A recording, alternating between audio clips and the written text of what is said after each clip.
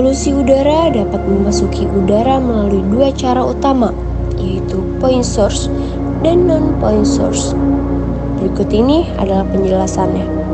Point source pollution atau pencemaran titik sumber atau dengan istilah PTP adalah pencemaran yang terjadi di lingkungan, terdiri dari air, udara, tanah, dan sebagainya dengan sumber tunggal, dan sumber polusi dapat diketahui atau diidentifikasi.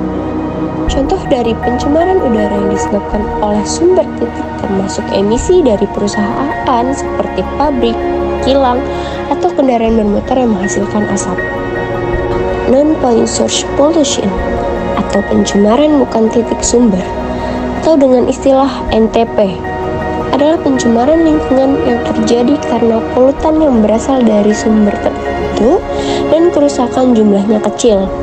Contoh pencemaran ini termasuk pencemaran sungai oleh nitrogen dari pupuk yang mengalir dari perkebunan atau pencemaran sungai akibat limbah rumah tangga.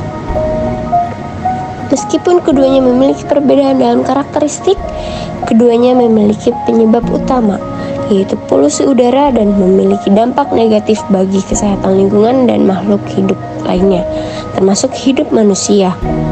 Oleh karena itu, penting bagi kita untuk mengurangi kemungkinan polusi udara dengan mengidentifikasi sumber polusi dan menerapkan strategi pencegahan yang efektif untuk mengurangi dampaknya. Beginilah kondisi Jakarta sejak beberapa bulan lalu. Polusi udara nampak menyelimuti langit ibu kota yang berdampak buruk bagi kesehatan jutaan warga Jakarta dan sekitarnya. Angka pencemaran di atas 151 dapat menyebabkan gangguan kesehatan bagi setiap orang, terutama bagi mereka yang memiliki masalah pernafasan seperti asma dan anak-anak yang disarankan untuk tidak berada di luar ruangan untuk waktu yang lama. Adapun diimbau untuk menggunakan masker berspesifikasi KN95, N95 atau KF94 untuk menyaring PM 2,5 mikrometer yang ada di luar ruangan. Dilansir cnnindonesia.com, dalam penelitian Dinas Lingkungan Hidup DKI Jakarta pada 2020, sumber emisi transportasi menjadi sektor terbesar penyumbang buruknya kualitas udara Jakarta. Sektor transportasi berkontribusi terhadap 67,04% polusi udara, disusul sektor industri sebesar 26,8%, diikuti pembangkit listrik 5,7%, kemudian rumah tangga 0,42%, dan sektor komersil 0,02%. Sementara itu, menurut data Kementerian Lingkungan Hidup dan Kehutanan pada 2022, terdapat lebih dari 24,5 juta kendaraan bermotor yang menggunakan bahan bakar fosil beredar di Jakarta setiap harinya.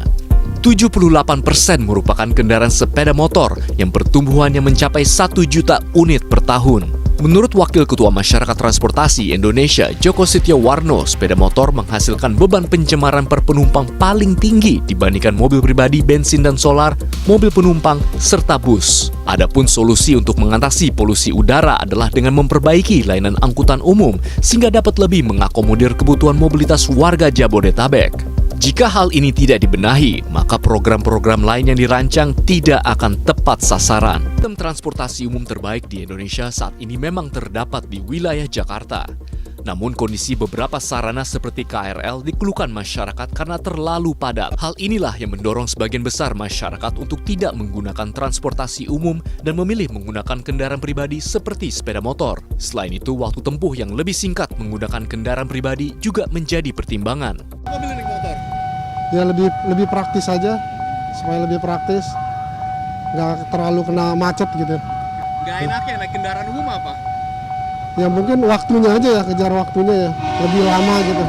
Jaringan sistem transportasi umum yang menghubungkan DKI Jakarta dengan kota-kota penyangganya memang terus bertambah. Namun tidak dapat memenuhi kebutuhan mobilitas sebagian besar pekerja yang setiap hari harus lakukan perjalanan dari wilayah Bodetabek ke Jakarta. Untuk mengatasi masalah polusi udara akibat asap kendaraan pribadi yang lalu lalang setiap hari di Jakarta, mulai hari Sabtu tanggal 26 Agustus, polisi akan terapkan sanksi denda bagi kendaraan yang gagal uji emisi. Bagi kendaraan yang belum lolos uji emisi, pengendara akan dikenakan sanksi Rp250.000 untuk sepeda motor dan Rp500.000 untuk kendaraan roda 4. Adapun hal ini diharap dapat meningkatkan kesadaran pengguna kendaraan pribadi di Jakarta untuk meminimalisir polusi udara yang mereka sebabkan. Menteri Kesehatan Nila Muluk menanggapi gugatan kepada dirinya. Gerakan Inisiatif Bersihkan Udara Koalisi Semesta telah melayangkan gugatan secara perdata ke Pengadilan Negeri Jakarta Pusat menuntut pemenuhan hak untuk mendapatkan udara bersih kepada sejumlah institusi negara. Nila juga mengimbau kepada masyarakat untuk tidak membakar sampah sembarangan. Nila juga meminta agar Pemprov DKI Jakarta secepatnya menguji kembali emisi kendaraan yang beroperasi di Jakarta untuk mengurangi polusi udara. Nah, memang awan coklat kita ini sudah lama sebenarnya. Jakarta ini Anda kan kalau pulang dari naik pesawat udara, ini hujan atau apa? Saya suka mulai bingung lihat kok tertutup padahal cuman awan coklat tadi. Nah, ini yang memang disebabkan tentu banyak hal, faktor. Jadi banyak faktor. Salah satu tadi Bapak mengatakan tentang transport. Tentu saya juga mengatakan industri bagaimana. Kemudian mungkin buat kita sendiri, masyarakat kita sendiri bagaimana? Saya terus terang, masyarakat buang sampah di mana nih?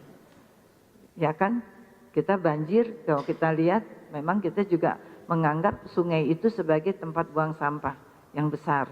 Semuanya kita bisa lihat, terus terang saja saya selalu lewat Manggarai Pak, apa juga ada di dalam sungai itu, dibuang semua. Kemudian sebagian kadang-kadang dibakar. Nah, ini kami dari sisi kesehatan, kalau di dalamnya ada plastik dibakar, itu juga menyebabkan gas yang luar biasa yang menyebabkan penyakit. Digoksinya akan keluar itu. Itu tidak boleh, jadi sama sekali tidak boleh. Ada dua jenis utama polutan, yaitu polutan primer dan polutan sekunder. Polutan primer. Polutan primer adalah polutan yang langsung dilepaskan ke lingkungan dari sumbernya. Contoh dari polutan primer antara lain emisi gas buang dari kendaraan bermotor, asap pabrik, dan debu dari aktivitas konstruksi. Polutan primer dapat langsung mempengaruhi kualitas udara, air, dan tanah di sekitar sumbernya. Polutan sekunder. Polutan sekunder adalah polutan yang terbentuk melalui reaksi kimia antara polutan primer dan komponen lain di lingkungan. Contoh polutan sekunder antara lain ozon troposferik yang terbentuk melalui reaksi antara oksida nitrogen dan senyawa organik volatil di udara. Polutan sekunder seringkali lebih sulit untuk diidentifikasi sumbernya karena terbentuk melalui reaksi kompleks di udara, air, atau tanah. Dari kedua jenis polutan ini dapat memiliki dampak yang serius pada lingkungan dan kesehatan manusia. Oleh karena itu, penting untuk mengidentifikasi sumber polutan dan menerapkan strategi pencegahan yang efektif untuk mengurangi dampaknya.